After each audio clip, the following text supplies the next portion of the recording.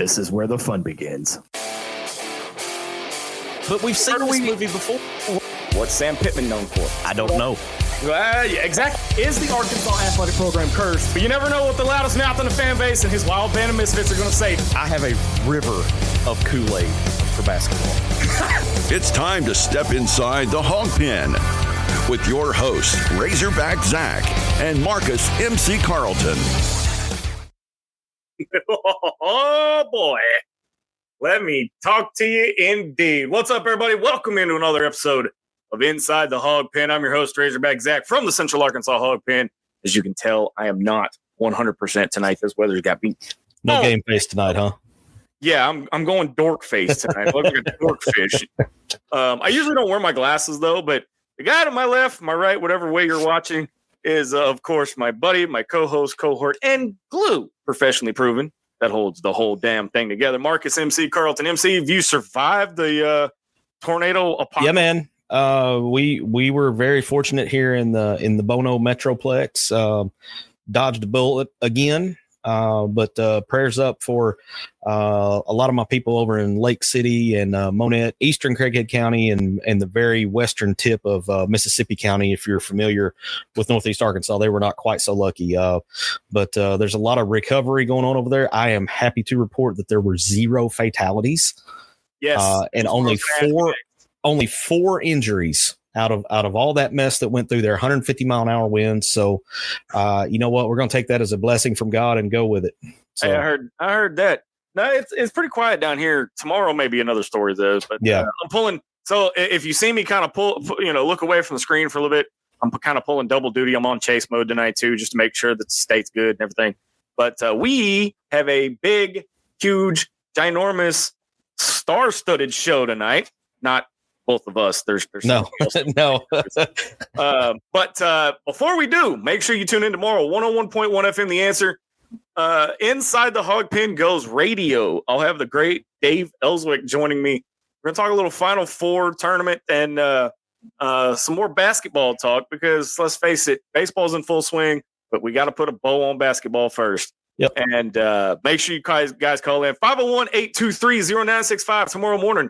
I want to hear from y'all. So tell me what you guys think. But hey, MC, we've waited for about a week to do this.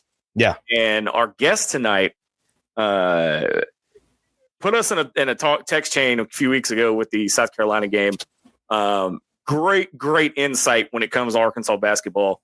And Dylan had the idea of bringing him on and doing a season recap of the 2024-2025 season. And then a way too early season preview of the 25-26 season. So our guest at this time, former Arkansas Razorback, Chuck Tatum. What's up, Chuck?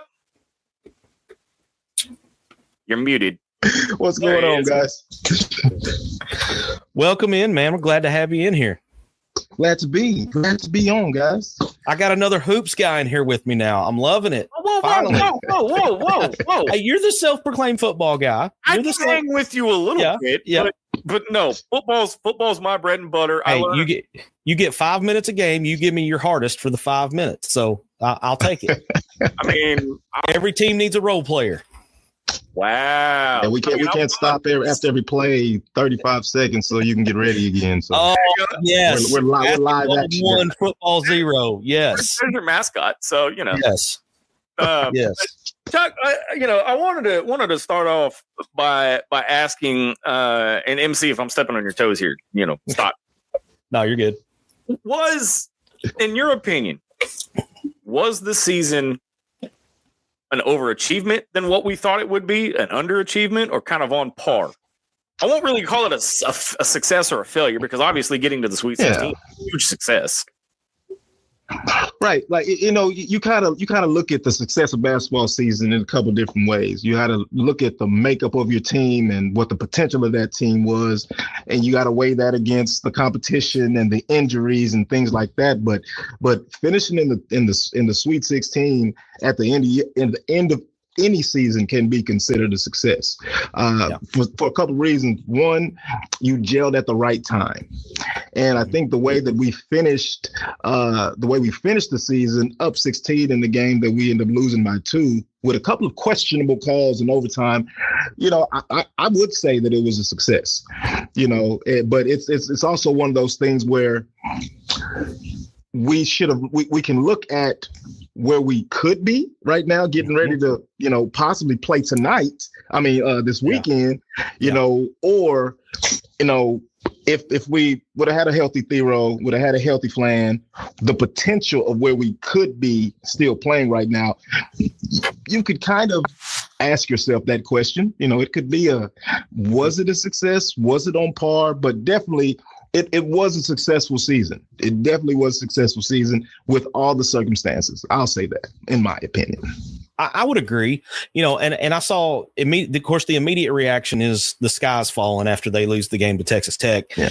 Honestly, man, I'll say this. I had a little bit of what I call a poo-poo lip for about 2 hours. But then when I started thinking about everything this team went through all year long and the fact that they pulled it all together, and even after, they had heartbreak in the SEC tournament. They got beat literally at the buzzer, in the SEC tournament. And then you come in, you beat a Hall of Fame coach in Bill Self. You beat, the guy that's known as the Godfather. Rick Pitino, you beat him in round 2, and then you get to the Sweet 16. And I will say this, Grant McCaslin is one of the, he's not as young, but I'd say he's one of the hottest up and coming coaches in the game right now. Very smart man. Got to see him when he was over here at Arkansas State for a season. Very, very fundamentally sound coach. He's going to do good things before his career is done. I've known Grant since he was back in Millen College. He used to run a Bible study at the IHOP there in Millen. Great guy. Oh, wow. And his success isn't like he's been a winner.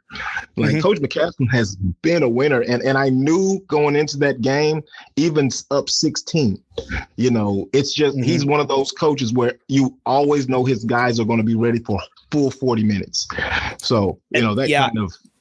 Well, and if you've seen Texas Tech play at all this year, the way they shot for the first, I would say 70% of the game, eventually those shots were going to start falling. They're too good of a team to shoot that bad for a full 40 minutes. And that's exactly what happened. Their shots started falling. Ours, we picked the absolute, I think you said this in our group text, we picked the absolute worst time of the game to have one of our scoreless streaks. Right. And that's exactly what happened. Yeah, but we have a couple of those. We've had a couple of those, a couple of games. Those scoring droughts where it's a combination of fatigue and teams go on runs, man. But it's having it at that time of the game. Was devastating. It was. Wanted to ask you, the three of us, me, Dylan, and MC, were talking about this. I guess it was last week after the game. Do you think that did we sub in for the last 10 to 15 minutes of regulation of that Tech game? And then do you think that fatigue set in and that's how Texas Tech was able to fight back and then send it to overtime to win it? That's a good excuse. That's a good viable excuse, but we're talking about athletes tip top shape, and fatigue may have played a factor, but if I'm Coach Cal, I'm not taking those guys off the floor either. Those are the girls that you brought to the dance. Let's dance with those guys, and they've been playing well for 36-7 minutes, so, the rotation and the substitutions, I can't say that any coach would have done anything different because you take a hot hand off to put in, somebody that might not be in rhythm. So fatigue may have played a difference, but I still think that was probably the best call. Perfect example to me of the subbing is, Boogie played a little bit that game, but he wasn't Boogie. He had the rust was still kind of there, and it just, everything that he was up against, we don't know. His thumb may have been bothering him too. That could have factored into it as well, but he just didn't have it. And I think Cal saw that, and he stuck with, like you said, he stuck with the guys that brought him to the dance. And it's painful to lose that way, but the fact that Arkansas was there, to me, mean, I said it back in November, when we started the season and we were talking about, Jonas Adu's got a foot and, Nelly hurt his thumb or his shooting hand, wrist, whatever it was. And I said, look, Sweet 16, I'll take it. Year one, absolutely, I'll take it. And I mean, here I am, and I'm happy with it. I'm satisfied. Was I disappointed? Yeah, absolutely, I was. Because I mean, I don't care if I'm playing Candyland, I want to win. Every game. I mean, that's just the way I am. But to end in the Sweet 16, I thought was I'll take it. I mean, MC, think about this for a minute though, and Chuck, I want to get your take on this. We weren't even supposed to be in this tournament. Yeah. We weren't even supposed to be we were the first four out for weeks. Oh yeah, we were the first four out for weeks.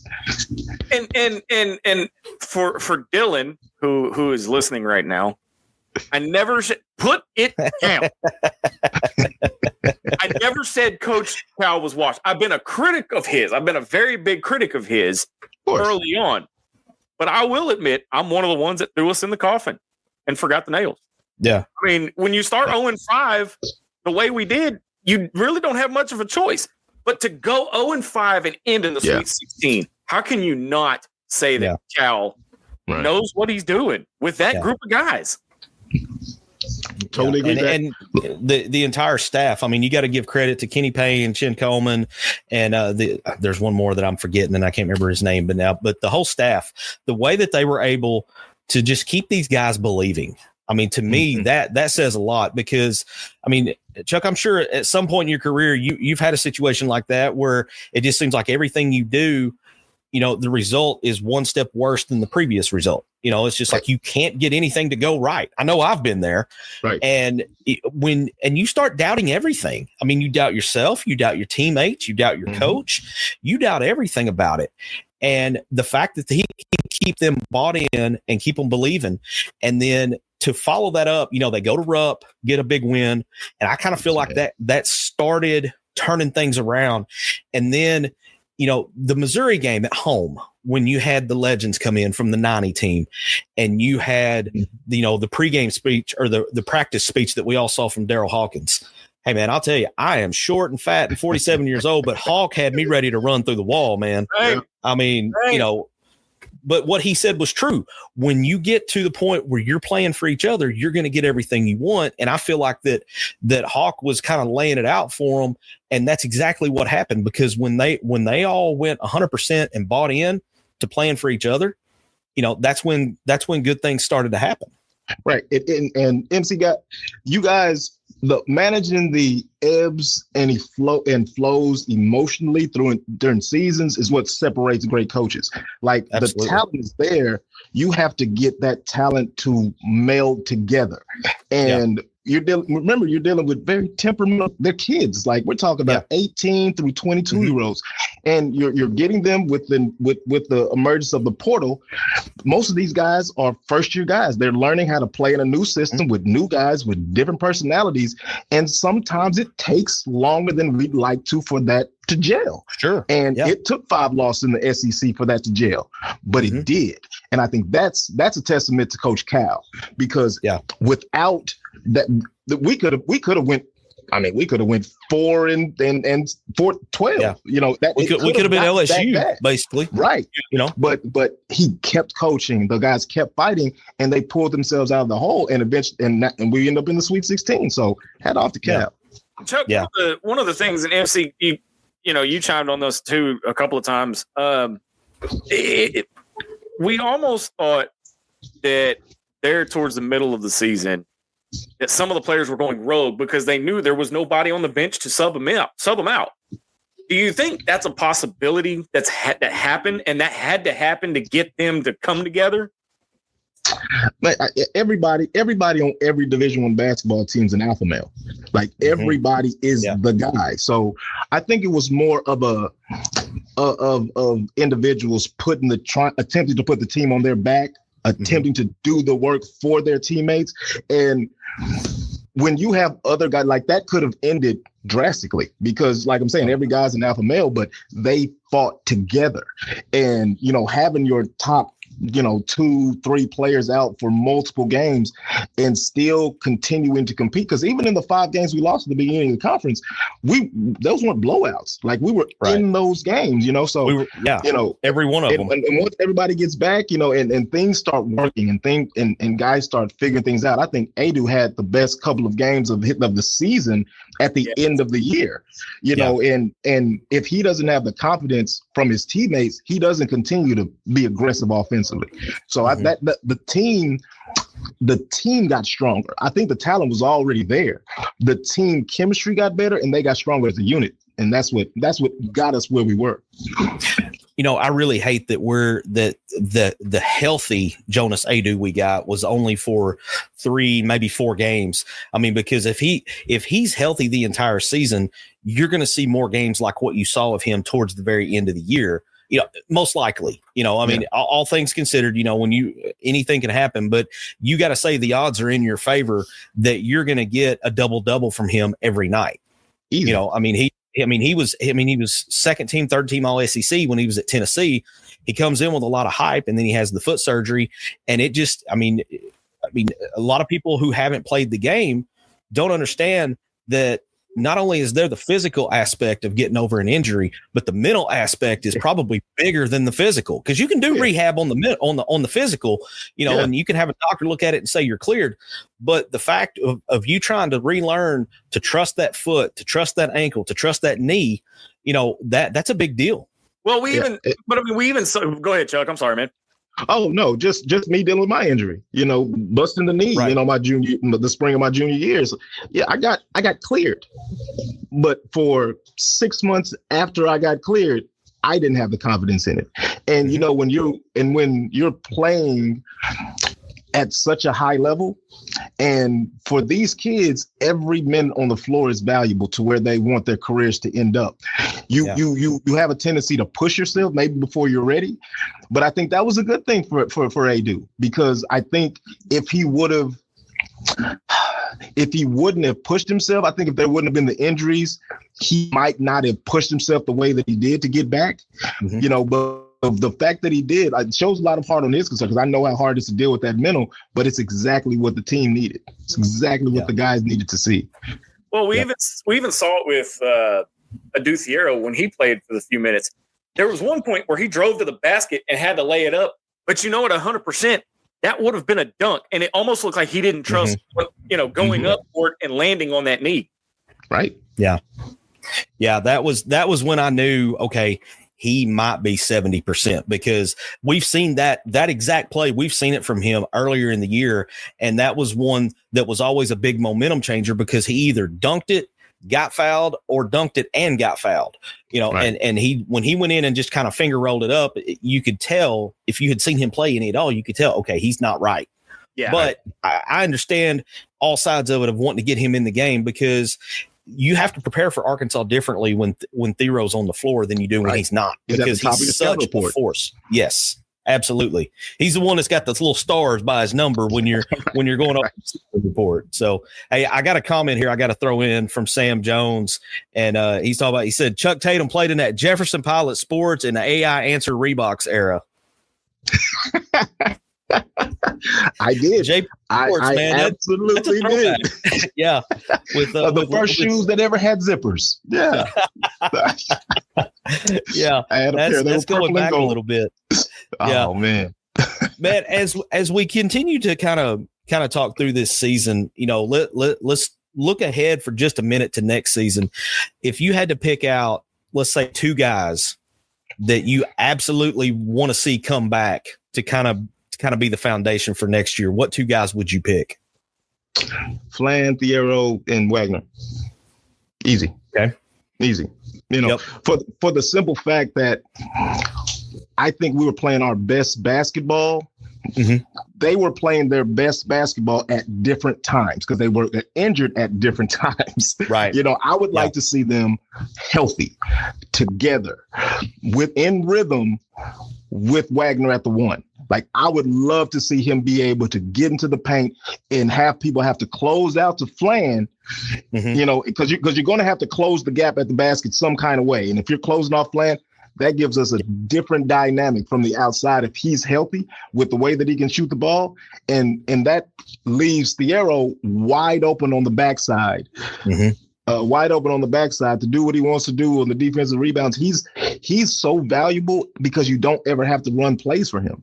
Like he's one of those guys that you don't ever have to run a set for him. He's going to end up with 16 and 8, you know, and I think Wagner just runs the one well. I just love the way that he plays the one. You can never rest because he's attacking you all the time. And he puts so much pressure on the defense because how deep he gets. And he's a baby. He's still developing into the kind of pass. I like him to get his eyes up 2 dribbles earlier looking for passes. But the guy has a tremendous upside, man. The sky's the limit for him. Well, and you kind of answered my next question before I could ask it, because I was going to say, to me, DJ felt more comfortable in the 1 rather than in the 2. And to me, his production went up, and a lot of people can say, well, that's him stepping up and doing what he's got to do when Boogie goes down. But he just seemed more natural. He seemed more confident. Right. His ability to penetrate, and, he's got to make the defense pick their poison, because if you fade off of him, he's shown time after time after time how he can drive to the hole and get the bucket. I mean, just get that layup. I mean, kiss it off the glass. It's just beautiful to watch him do it. Yeah. But then if you go and stop him, he's got good enough vision to be able to find Thiero or TB or even, another guard out in the corner waiting to shoot a 3-pointer. I mean, but like you said, I agree totally with you. I'd like for him to look for that just a smidge sooner, because I think that's the difference in him being great and being elite. Right. And shooting is such a premium. Like you even as a 1, you have to be a knockdown shooter. Like that has to be. Nobody can keep you out of the paint. But now, if people have to respect you and play you close, that changes the whole dynamic of how you can run a team. Because now people have to get close and they can't even stay in front of you when they're sagging. If they have to step up because you can shoot off the dribble, change the whole dynamic of how teams defend you. Yeah, 100%. I mean, when he got his confidence, and it appears to be the Kentucky game again, because that, to me, that was the first game where he looked like what we expected to see from DJ, and knocking down threes. And then as soon as they come running at him, he drives right by them, gets the bucket, or he dishes to somebody who gets a dunk or whatever. But once he got that confidence of getting his jump shot back, he was a different player. He was completely different. Yep. Mm-hmm. You're a threat. Yeah. Yeah. We are up against the break. You're listening to Inside the Hawg Pen with special guest, former Arkansas Razorback Chuck Tatum. More conversation about the basketball team right after this. Ooh-pee.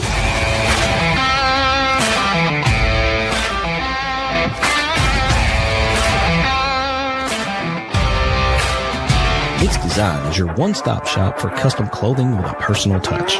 At Mix Design, we can help you tell your story through your wardrobe. Your imagination on a hat, shirt, pullover, or nearly anything wearable. And while you're picking out some custom clothing, check out the one-of-a-kind handmade soaps from the Bobcat Soap Company. Find us on Facebook and let us create custom swag just for you at Mix Design. Hey, Hawg Fanatics. We at Inside The Hawg Pen are thrilled to announce that SeatGeek is now a sponsor. As brand ambassadors, we're excited to share SeatGeek as a ticket app that simplifies the ticket buying process for all your favorite events. They provide a 0 to 10 score for each ticket, with green indicating a good deal and red indicating a not so good deal. As a special offer, Hawg Fanatics can get $20 off their first ticket purchase by using the code Inside Hawg Pen. Check out our socials for the link, and remember to use the code Inside Hawg Pen.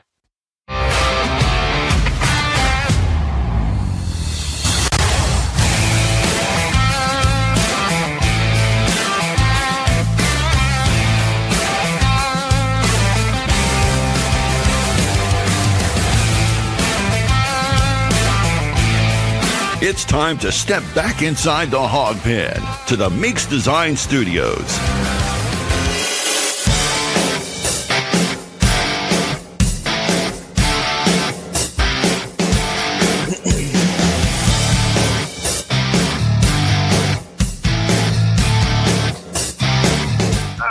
back to Inside the Hawg Pen. I apologize about the extended break there. I'm having to pull double duty. I'm tracking this storm out of Lincoln County right now, and it's got some rotation on it. But welcome back to Inside the Hawg Pen. Razorback Zach, Marcus MC Carlton, and special guest Chuck Tatum. Now, Chuck, going before the break, we were talking about the team. Kind of give us okay. So you're at halftime. Put yourself in I guess Coach Cal's shoes.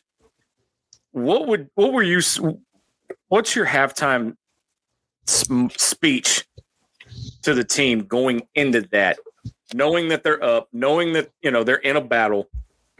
It's a win or go home situation. What do you think Cal was saying to them in during halftime? In that situation, I think, Cal, the only thing like you can say in that situation is keep doing exactly what you're doing. We have the momentum. Keep your foot on the gas pedal. Don't change anything. Continue to work hard. The game is 0-0. Game 0-0. Approach this next 20 minutes exactly the same way you approach those first 20 minutes. And, the details, the last 10 minutes of every game is very, very detailed. Loose balls, rebounds, turnovers, those little things. Be very, very precise on your execution and be disciplined. You got every possession has to be a block. You can't give up offensive rebounds. Just paying close attention to the little things, the details, those little the goaltends that happen. Being in position earlier, making sure you none of those things fall through. That's that halftime speech. Finish the job. It's halfway over. Finish the job. That wasn't a goaltend, by the way. Brazil got ripped on that, man. That was he. Anyway, I digress, man. I want to highlight this comment from Trevor Kaiser. I don't want to put it on screen because it'll cover Chuck completely up. He says, once injured, especially during a game, you're going to be scared that you're going to re-injure yourself and be done permanently. It's very, very hard to come back from an injury. Yep. In the same season, absolutely. Yeah. Absolutely. And then I would be remiss if we didn't mention our royalty. Casey Sutton's in the house. Now, here's the thing about Casey, for those of you that don't know, and why do we call her ITHP royalty? Well, she's been with us since day one, and she's also kicked cancer's ass, not once, not twice, but a grand total of 3 times. So, by the way, MC, I also need to mention that we need to have continued prayers for Mama Linda right now. There's some health issues going on there that Casey wanted me to mention. But one of the things, let me pull my notes up here. One of the things that I noticed, there was a lot of me ball going on in the middle of the season and not a lot of wee ball. Would you agree with that? I mean, I'm MC, you've mentioned it a couple of times. Yeah. And I kind of feel like Chuck touched on this earlier. I'll let him go ahead and say what he's got to say, but there's sometimes the me ball is not as bad as it appears because it's a guy trying to take control and trying to make stuff happen. So I'll let you kind of. And that's what happens, especially when you're losing games. Mm-hmm. When you're losing games, everybody has a tendency to look around at other people because you never look internally first. Yeah. So every single guy, remember, we got a team full of alpha males. They put it up on themselves to do it, and there's just not a positive way to win basketball games as an individual. And I think what we saw was guys try, because I saw a lot of forced shots, but I didn't see a lot of selfish basketball. Yeah, I would agree. I saw with that. guys that were maybe shooting shots out of character or shooting shots that they might not shoot in other situations, but I didn't see guys, out there just trying to post for some stats. They were still out there trying to compete, and I'm okay with that. I'm okay with guys attempting to put a team on his shoulders, especially when they're struggling. But as long as the team stays the team, which is always the most important, because if you can do that, you still have a chance to win. As long as you stay together, you still have a chance to improve. As soon as there's dissension and y'all aren't together, that's when season's end. Chuck, I want to talk about 2 guys real quick that early on maybe were just kind of, I guess, finding their place on the team. And by the end of the season, these 2 guys they were 2 of my favorites on the team, Billy Richmond and Carter Knox. Billy seems like that dude that is just, I mean, if he needs to run through a wall in order for the team to win, you know, man, he's going to back up and he's going to try to Kool-Aid man through that wall. Yeah. Billy Richmond, like he seemed he was a freshman at the beginning of the season. Yep. I think he matured very, very fast. And like when him being in the game, that opened up so many things because he does so many things well. Yes. He rebounds well, he defends well, he penetrates well, he can shoot the floater, he can shoot a three. Like he's good at doing a little bit of everything, which allows you to run multiple sets and allows him to switch off on players. And sometimes you have certain players in the game, if a switch happens, there's an advantage, you know, but with Billy in the game, you switch with anybody. You switch big on little on big, and he can still compete. And I think that was huge. And like, as far as Knox, like when Thiero went out and I'm watching the game, I'm like, is that, oh, that's Knox. That's not, because he stepped his game up to a level where I thought he was Thiero. Like I thought I was seeing a different guy. And I was like, I thought he was injured, but he really, really raised the level of his game. Like he didn't, at the beginning of the season, he might not have made a scouting report, you know, with everybody else on it. But at the end of the season, SEC tournament, he was on every single scouting report. And I'm just in awe of how hard he plays. You know, when I was in school and Coach Richardson, it was never about skill. It was all about how hard you play, how much pressure you can put, how much pressure you can apply. Because if you can play harder than your opponent, you're always going to have a chance to win. You know, hard work beats talent. Yeah. Talent doesn't work hard. So, you know, I love the way he finished the season. A few weeks ago, I got to interview Ernie Murray, who was on the 1990 team, and he echoed a lot of the same things that you're saying about Coach Richardson, and was talking about that, you know, when they would do the platoon subs on those teams in the early 90s, he was like, Coach would say, look, there's 4 minutes till a media timeout. Give me your absolute hardest for 4 minutes. I'll get somebody in, you can rest, and then you can come back and give me your best again. You know, and to have the guys like Billy Richmond and Carter Knox, you know, both of those guys, the things that stuck out to me, anytime there's a loose ball, they're the first ones on the floor. They're the first one getting ready to sacrifice their body to go get that possession that might lead to an extra 2 points. And I mean, I'm getting chills sitting here talking about it, because that's my favorite kind of player, man, because those dudes that do the dirty work, the stuff that doesn't go on the stat sheet. I mean, you get a team full of guys with that attitude. Well, okay, let me back up. You get two guys with that attitude bleeds over, and it's contagious. Right. It's just like anything else. If shooting is contagious, a bad attitude is contagious, but good attitude and hustle is also contagious too. And I feel like that those two guys, you know, when Billy was coming off the bench, he reminded me a lot of like a Ron Hury or a Roger Crawford that would come in and provide a spark, you know, instantly. And a few times he did that and changed the game. And Carter finding his groove at the end of the season, man. I mean, it got to where he was becoming that dual threat as well, to where if you sagged off of him, he was going to pop the three in your face. Right. And if you got out on him, he was going to drive by and either dunk it or find somebody else to dunk it. Yeah. I mean, it got fun, man. At the end of the season, it got fun. Because like I don't even remember like him teeing up many threes at the beginning of the season. No, like not at all. And so like him going, I think they found their groove. I think they finally gelled together. It's just, you know, pre-transfer portal era. Yeah. You knew your guys. You practice with them, you live with them for years, and you develop that relationship over time.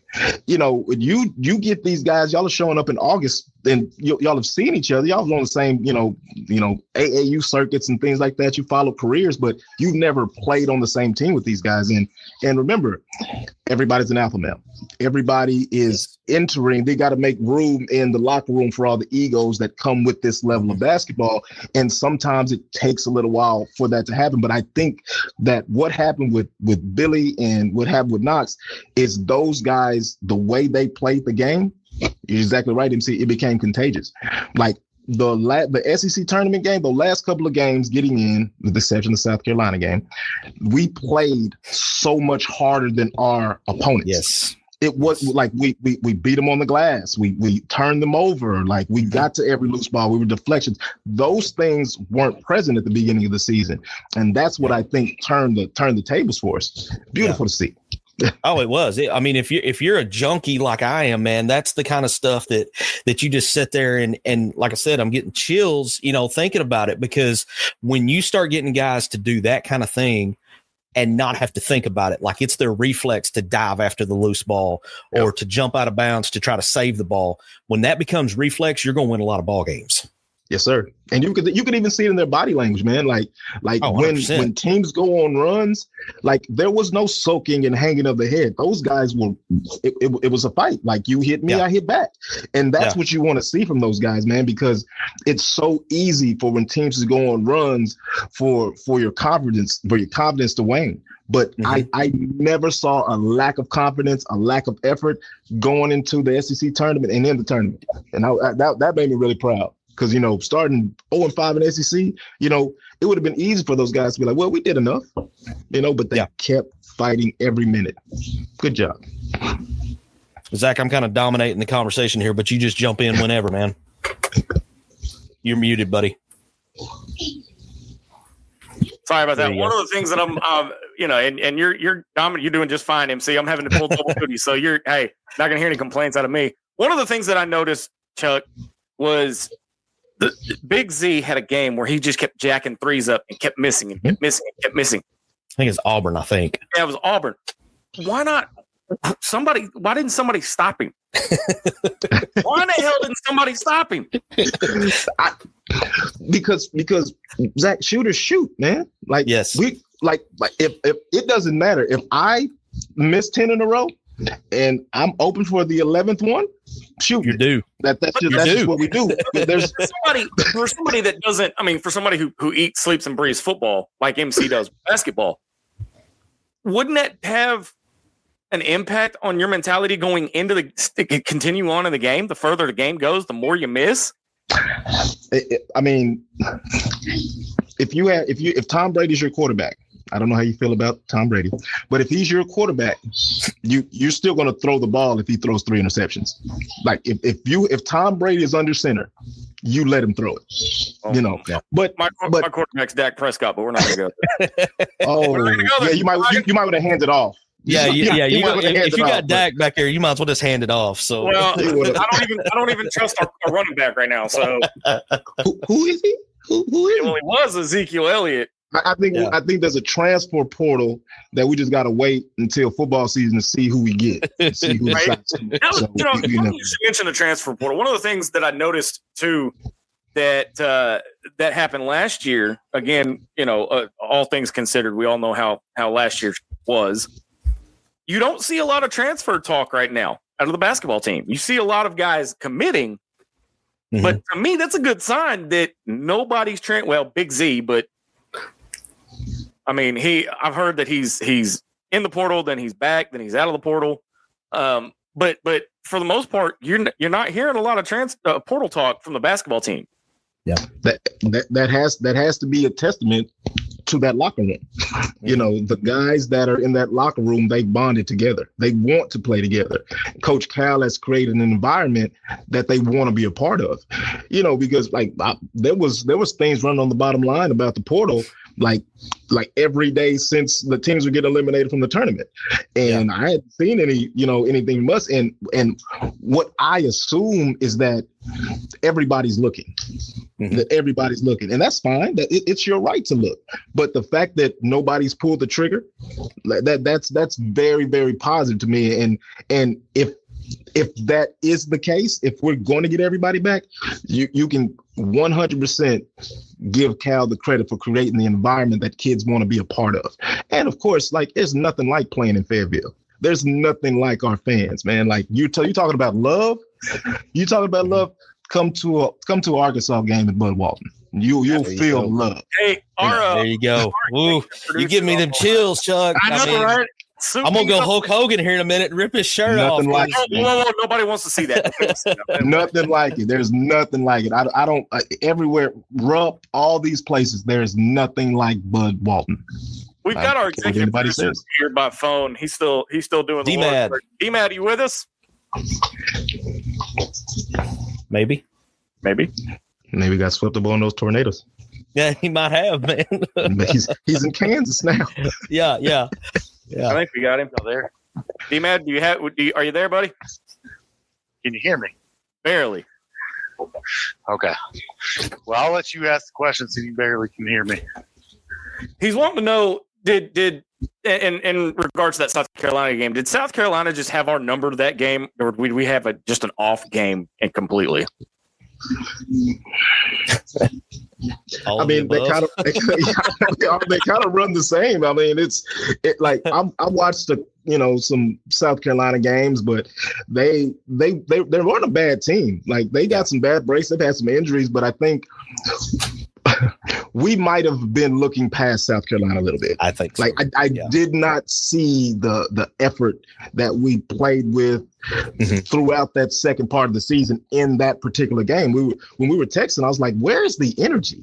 Like, look at the closeouts were slow. Like we weren't pursuing rebounds. It's like, this doesn't look like the same team that played Texas a couple days ago. Right. So that was the main difference I saw. I didn't see anything that we did different as far as what we ran offensively. It's just we didn't play with the same level of urgency, and anytime you're not on your A game in the SEC, you can lose.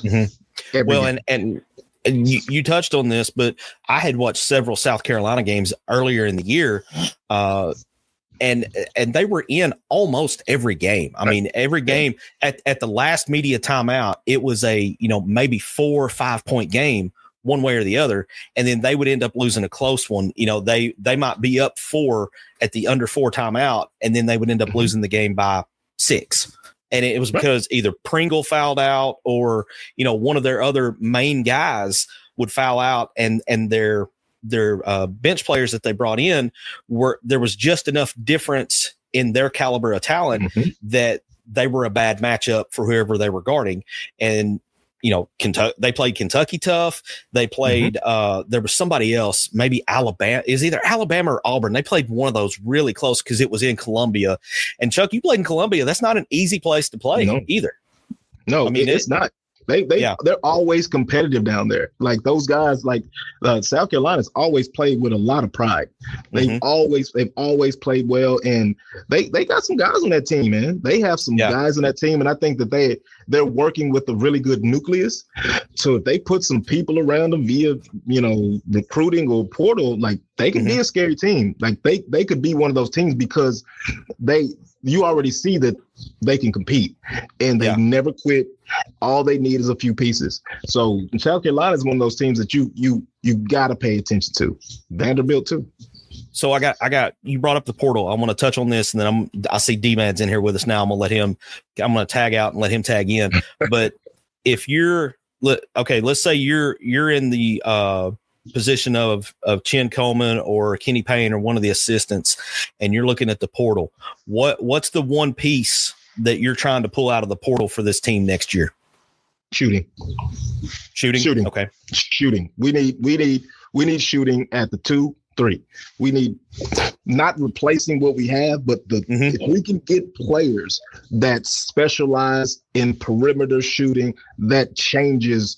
Think about, with Wagner, Flan, how easy it is for those guys to get in the paint. If one or two things are going to happen.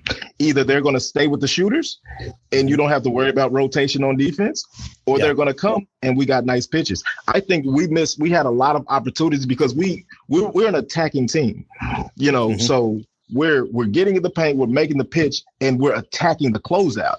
If you can pump fake and get a 3 out of that opens those lanes up. And with Wagner and Flan going downhill like they do, free throw line, all things open up when you have people that can stretch the defense. So if we're looking for anything out of the portal, go get some shooters.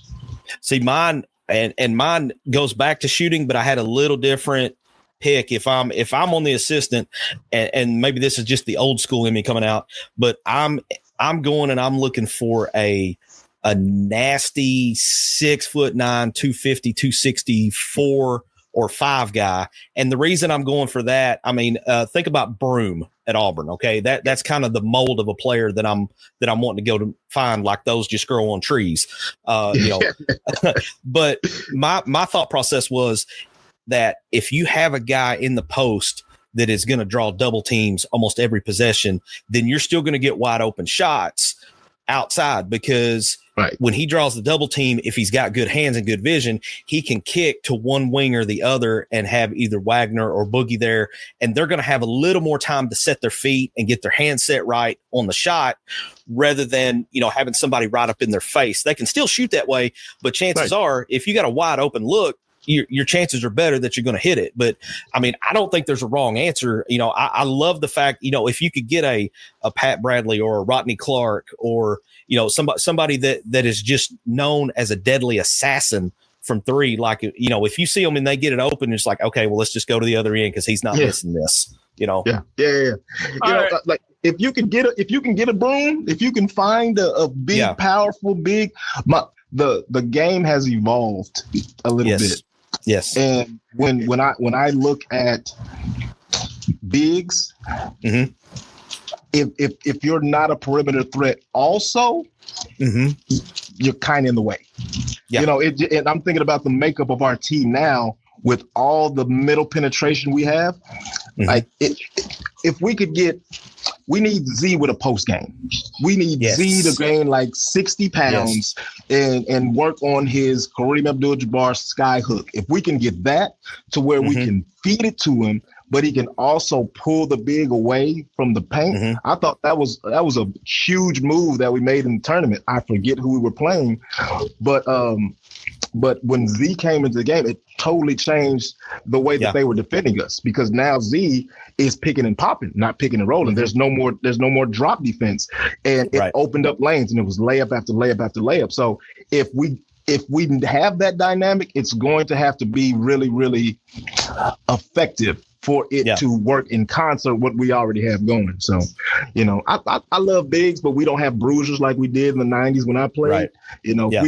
Go find me a Charles Oakley, somebody like that, big body that can fit screens. Like, I'll take that all day.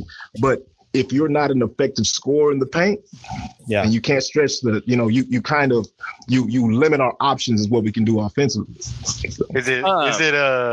Is it everybody's favorite basketball word, gravity now? If you can shoot the 3-pointer, it's going to open up the lane to be able to drive. That is it. Yeah, we're up against a theory though. We're up against the break. When we come back, more from Chuck Tatum and the 2024-2025 Arkansas basketball season. Back right after this on Inside the Hawg Pen.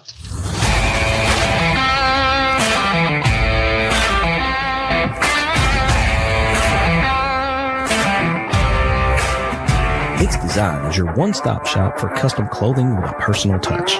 At Mix Design, we can help you tell your story through your wardrobe. Your imagination on a hat, shirt, pullover, or nearly anything wearable. And while you're picking out some custom clothing, check out the one-of-a-kind handmade soaps from the Bobcat Soap Company.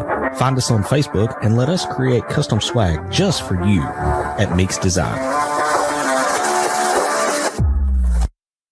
Hey, Hawg Fanatics. We at Inside The Hawg Pen are thrilled to announce that SeatGeek is now a sponsor.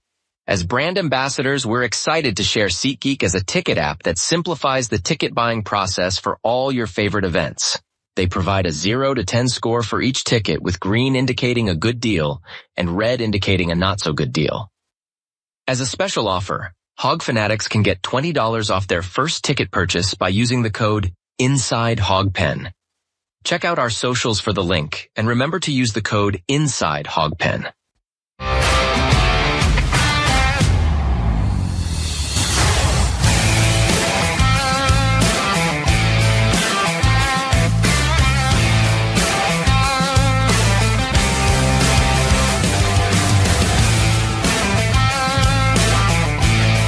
It's time to step back inside the Hawg Pen to the Meeks Design Studios.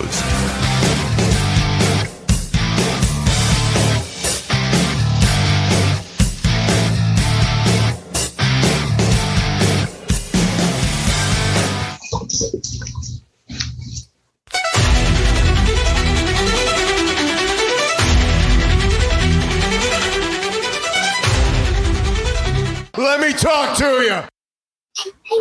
Welcome back to Inside the Hawg Pen. Real quick, before we get back with Chuck, got to give a weather update. There are no tornado warnings in the state right now. There are severe thunderstorm warnings. If you're in the central Arkansas area, like Little Rock, Pulaski County, there is going to be a very strong storm coming through, but it is not severe at this time. So everybody don't freak out and start blowing up. Hey, what happened to this? What happened to that? You know, we're going to get hit by a tornado. The state's quiet tonight. There is a storm I'm watching around Stuttgart, DeWitt. That's got a little bit of rotation in it, MC. But other than that, the state is relatively quiet tonight, and we're going to keep monitoring tomorrow morning. If you're in Little Rock, get off the road because there's a lot of rain coming down right now. Yep, and that's going to happen the rest of the weekend, I'm afraid. So everybody just hunker down and put those skis on your car, and we'll just we'll go right across the top of the water everywhere. By Sunday, we should be good. There you go. By Sunday, we should be good, fellas. But let's get back with it with Chuck. Chuck, I want to ask you, the season was a lot of ups and downs. Right before Kentucky, we had a rough loss against Oklahoma. Right before the win against who did we play? Vanderbilt, which what I thought was one of the most complete games of the season. We had that god-awful loss to South Carolina. Overall, best memory, best moment of the season for you? Come on. The win at rough. Yeah. Yeah. Come on. Yeah. I didn't want to go with the obvious answer. That definitely is that's any time. I feel like we should cut the nets down and Rupp every time we win there. That's how I feel. Like we deserve that. Yes. So but and I feel like that not only for that reason, because it's Kentucky and they're everybody's nemesis, it's that that was the turning point of the season. I think that was the game that I think they stopped doubting themselves and they became a team at that point. So easy for me. That was, win it rough. You kind of answered the follow-up question to that was, in football, I have a lot of conversations with Matt Hart over at our sister show, Hog HQ. And back in September, we were going over different games, and there's always that moment that's the turning point of the game or the turning point of the season where you stop and you go, that's the moment we just lost the game. That's the turning point. That Kentucky game, like you said, I think was the turning point for the whole season. Mm-hmm. And just the reception that Cal had going into that arena and the way that he coached and the way the guys just kind of came together, to me, kind of set the stage for going to the Sweet 16. I mean, 100%. Like that game was the first time that I saw them play like Razorbacks, if that makes sense. Mm-hmm. Like they played every possession hard, and that's what we knew that this team could be. We that's what we've been waiting for. Like when we were watching those games, we're like, just the energy, the effort. Where is that? We never asked those questions after that Kentucky game. Like, I think that was the turning point of them gelling together as a unit, because I think the ball movement, that's when Adu's game picked up. That's when Billy Richmond that's when all these things started happening. They gelled as a team and started learning each other. And, once that happens, teams get scary. And we had enough talent on this team to have a really, really memorable season. If we could have had everybody healthy and in rhythm at this time, we could be playing on Monday.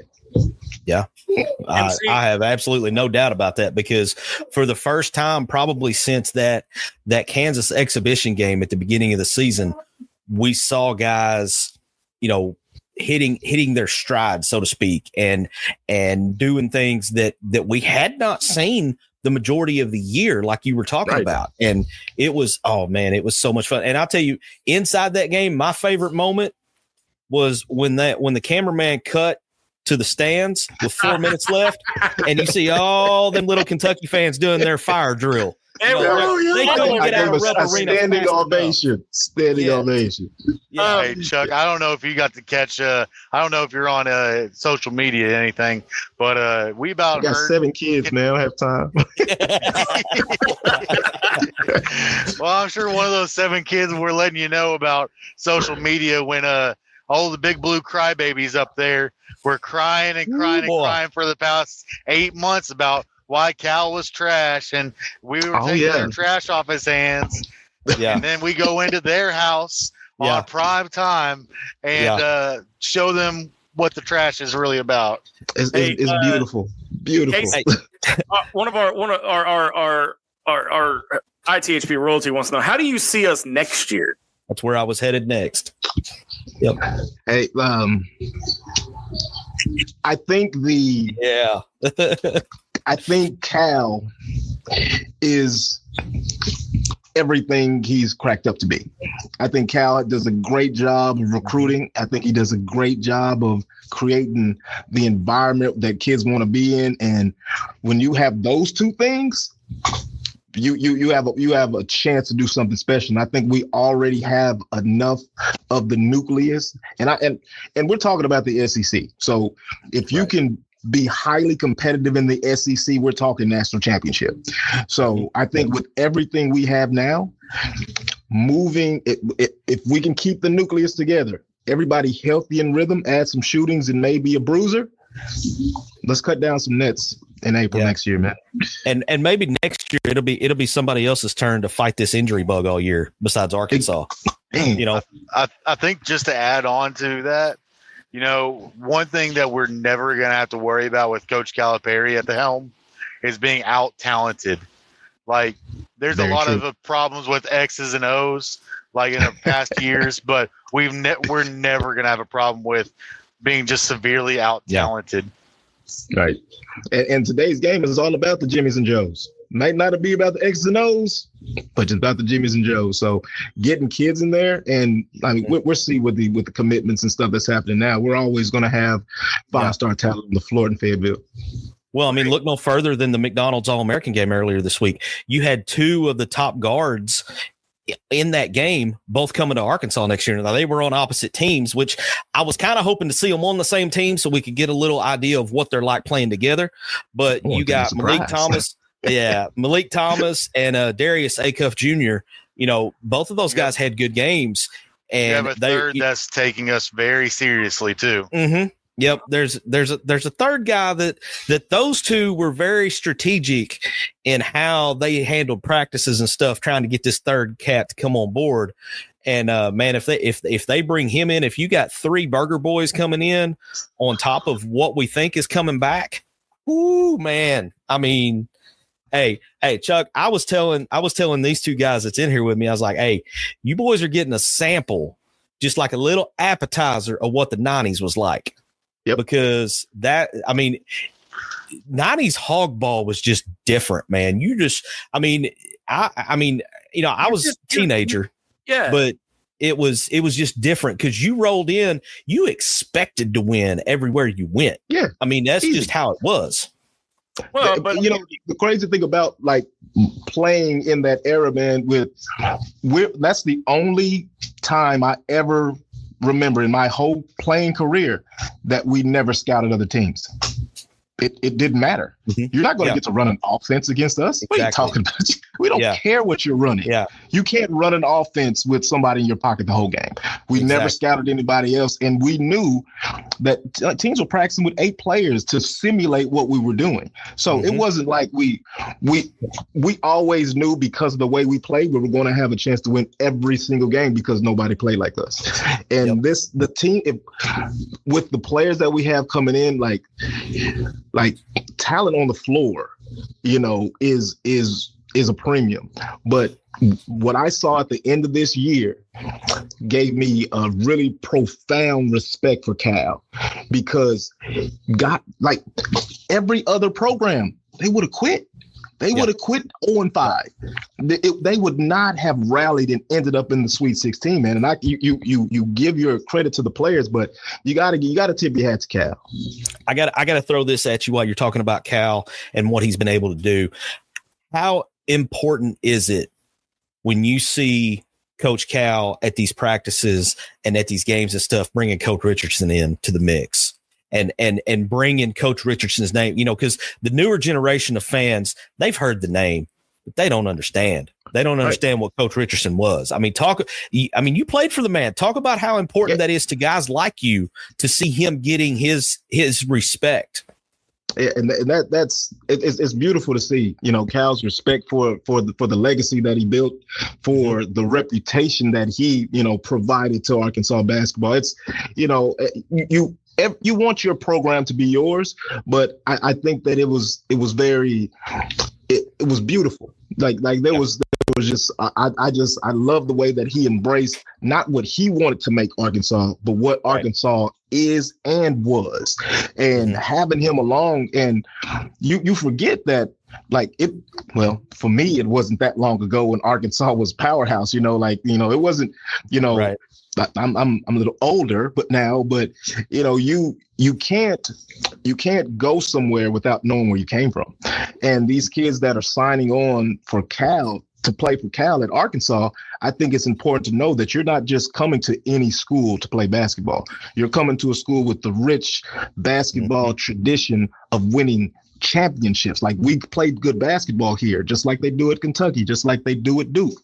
Like, you're coming to a program that has championship aspirations, so I think that him bringing Coach Richardson along just shows his respect for the lineage, man. Of course I hadn't been a Cal fan before this year. I played with Coach Kentucky, but now, I'm actually following him and following how he works with his players, and it's because I'm a players guy. Like, coaches, like, if you're just there to draw plays, anybody can do that. You can get a machine to do that. But getting your message and getting the purpose of basketball to your players is something that very few can do, and Cal's great at it. Yep. All right, what you got, Zach? Because I got one bullet left. I'm gonna throw it, Chuck, but I'm gonna let y'all get some questions in because, like I said, man, I've been dominating the conversation tonight. This is heaven for me, man. I'm talking hoops. I'm talking hoops with a guy that played for Arkansas and a guy that almost hates Kentucky as bad as I do. I mean, how much better can it get? Right. No, I get it, man. Hey, and he's got. I mean, who else better to ask about Razorback basketball than somebody who's played the game? Yeah. So I apologize. I'm having to do a couple of things at once. I can say that for tonight, the severe threat and storm threat is over for the state of Arkansas. Good deal. The only thing now is just the flooding. Chuck, let me ask you this: when as a former player, are you able to go to practices or able to talk to the team? I know you don't go to the practices obviously, but are you, would you want to go? Would you want to talk to the team? I mean, what would you say as a former player? Well, actually, Arkansas is getting another recruit this year. She doesn't play anything, but she will be enrolling in the University of Arkansas. So now I'll be in Fayetteville at least once or twice a month because my oldest daughter is going. All right. So she'll be enrolling this fall as a freshman. So yeah, I would love to. It's just, living here and in the career that I have, it's just hard to get up there during that time because, I train and I mentor and I'm working with kids during this part of the season. And it's hard to get there. I would love to. I think I was in touch with somebody when I was still working in finance about coming and giving like a financial session. But, my interest in sharing with the guys is just to enjoy the moment, man. Like, it's never like your career is at its peak where it is now. Don't look to what the future might be. Enjoy every single day that you have on that campus, because it'll never be like that again. You'll never play in an environment like Fayetteville again. Like you can't go to a gas station, you can't go to a store without somebody patting you on your back. It'll never be like that again. So enjoy where you are right now and use this time, man. Use this time to build a little bit more than just a basketball player. You have all these resources, all these people at your disposal. Like I think this is a good time to start thinking about life after basketball. Like start making connections, start building a legacy of who you are, to when basketball is over, people want you in their company. They want you around their kids. They want you to be a mentor because of what you represented. And that was the one thing that I did not realize that Coach Richardson was doing every day, building that character and showing us stuff outside of basketball that are going to be a part of our lives. He talked to us a lot about fatherhood, about growing and evolving into the kind of man that people respect. And that would be my message to these guys, because the ball stops bouncing at some point, and you have a chance to build a beautiful legacy for your kids to follow in by the way that you take advantage of things. And that would be my only thing, man, because I love to see guys after basketball giving back, doing good things. Yeah. And you're in a time right now where you have all this attention. Just be careful on what you say, because everything is scrutinized, and be kind to people, and just try to look at every day as an opportunity, and just keep working, man. You talk about that legacy. We had a perfectly timed comment come in with Trevor Kaiser. He says, Woo Pig Suey, good luck. Hope she enjoys her college era and gets to join the alumni. So there you go, carrying on that Tatum tradition of being a Razorback. And, that's awesome, man. I will. He is an alumni as well. Got his name on senior walk as well. So, MC, I know you got one more question in the barrel. I gotta you go ahead and ask it. I don't know if it's the same one I'm going to ask, but go ahead and ask it. All right. Chuck Tatum is a class of 25, 26 recruit. What who are you looking for with the NIL deal? I got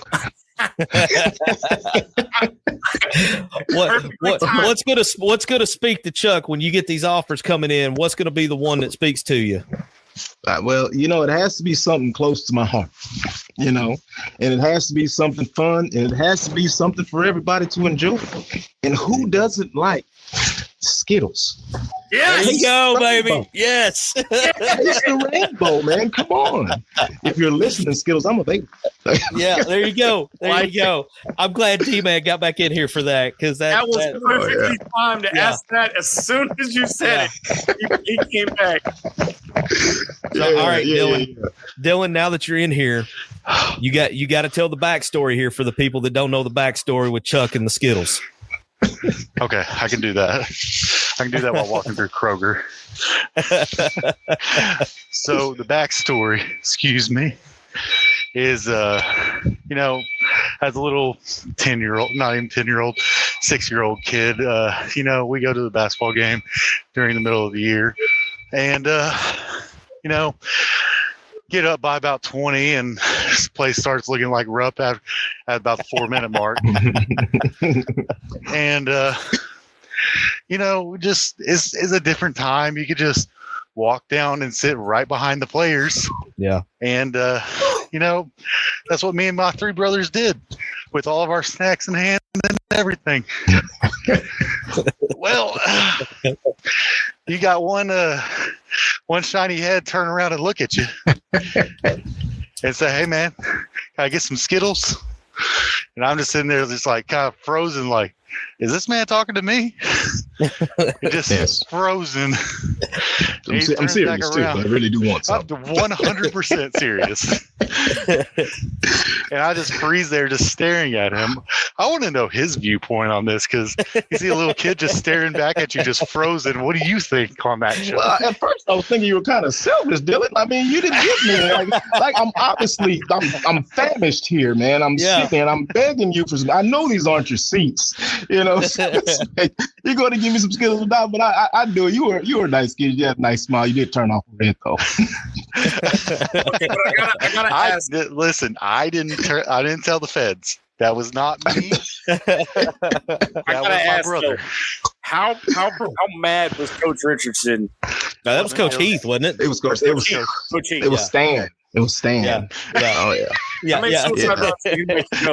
That earned me 22 22s, and a 22 is down back down and back in 22 seconds. I do 22 of those post game.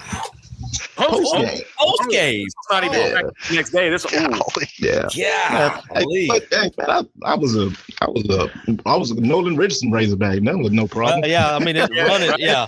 At least it wasn't Cleveland Hill, right? That's warm up. That's warm up with those Richardson. What are you talking about? I got a question. Did you ever like reach out to Coach Heath and like say, I'm sorry, Stan. Did you ever reach out to Stan and say, "You'll never believe who I ran into or who called me one day," and tell him that story again? No. After graduation, we Stan Heath and I severed ties, never to be reconnected. Gotcha. That's okay because it wasn't long after that the university severed ties with him too.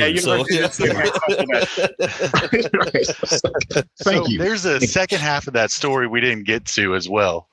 So the second half of this story it was a couple of weeks later.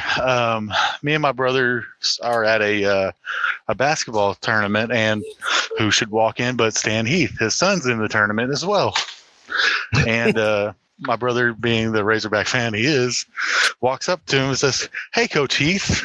He says, "Hey, little guy." He's like, "Hey, Chuck Tatum turned around and asked my brother for Skittles during the game the other day." And he's like, his words apparently were we winning? And he said yes. But Coach Heath, Stan, said, "Well, you just saved Chuck a ton of running." So I couldn't imagine. So so Stan lied to this little kid?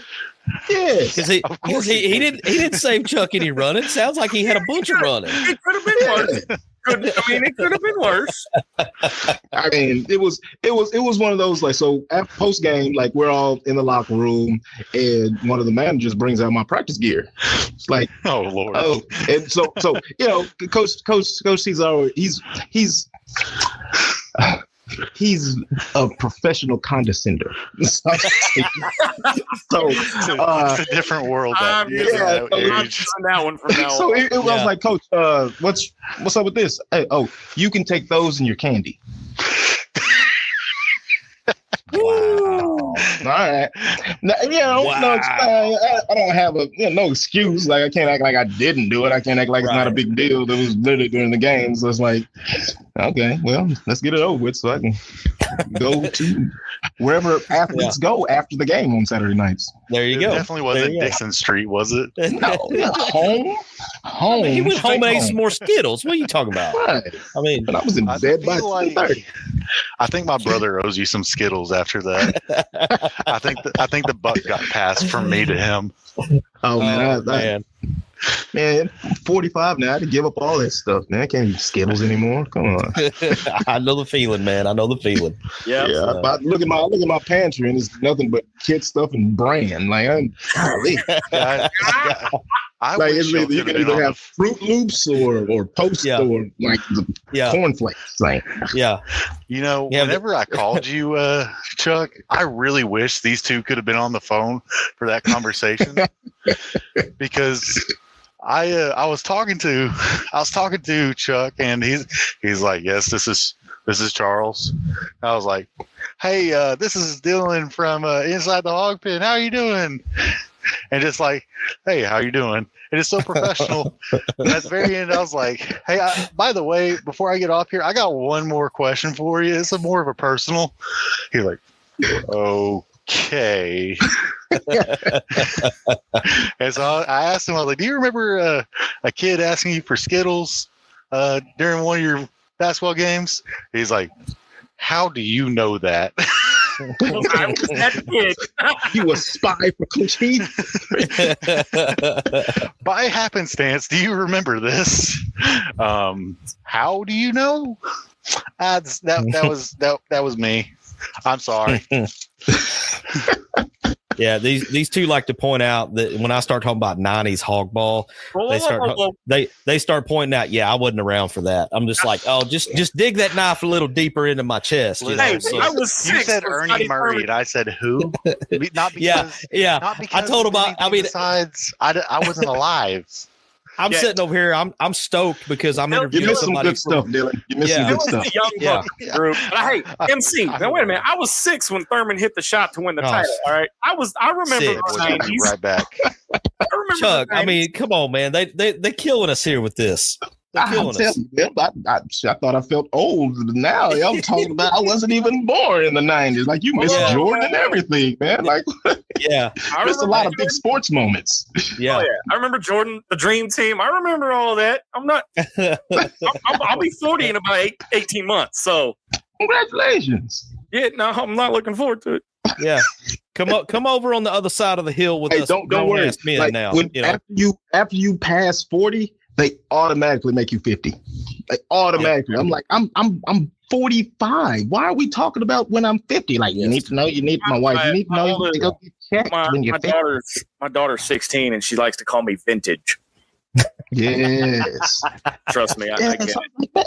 I'm like, look, no, your friend's dad is old. I'm not. Like, no, Yeah. he's old.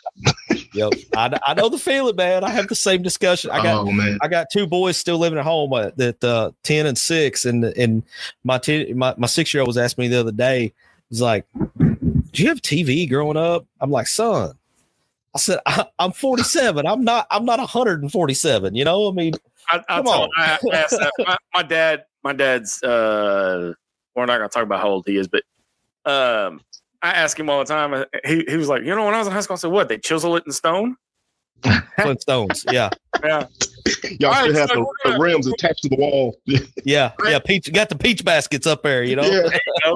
All right, Chuck, we're gonna let you go, my friend. Final thoughts before we get out of here. Put a bow on the 2024-2025 season. Go ahead, Chuck. Just to start. Like Yeah. there's too much energy and emotion and momentum around Arkansas basketball right now for us to do anything other than finish. I'm going Final Four next year. Yeah, baby. Yes. I'm going Final Yes. Four next year. Yes. You know, we're gonna have a blessed season with no injuries. There You we know, go. and we're gonna roll through the SEC, through the tournament, and we're gonna where are we next year? Is it Indianapolis? I believe so. I believe it's back at Indy Is it next year. Indianapolis next year? Yeah, Zach, I'm rooting with you. Hey, we'll get some kind of inside the hog pen thing going on, man. Because Indianapolis is not an impossible place to get to. We'll make it happen. So, Yeah. hey, I don't have anything to add to that, man. Because that's where I'm going to. I'm going Final Four next year. You get a good nucleus coming back. You get those freshmen coming in. Let's get a couple key pieces from the portal, man, and let's roll up to Indy and wreck some stuff. Be mad. I'm gonna call it right now. Bud Walton North, Indianapolis. Yeah, I'm in, baby. All of y'all are going Final Four, huh? Yeah. Mm-hmm. Pending recruiting changes, but yeah. Well, I guess I'm gonna be the lone guy to say we're winning it all next year. Baby. Oh, okay. We're cutting down that. All right. Hot take: Boogie Flan comes back. Woo, man. Hot take: Boogie Flan comes back. I'll take it, baby. I'll take it. All right, for D-Med, Marcus MC Carlton, and our special guest, former Arkansas Razorback Chuck Tatum. I'm Razorback Zach. Thank you all for listening to Inside the Hawg Pen. Until next time, so long, everybody. Thanks for watching this episode of Inside the Hawg Pen. Listen anytime on your favorite podcast provider and be sure to follow us on all our social network channels.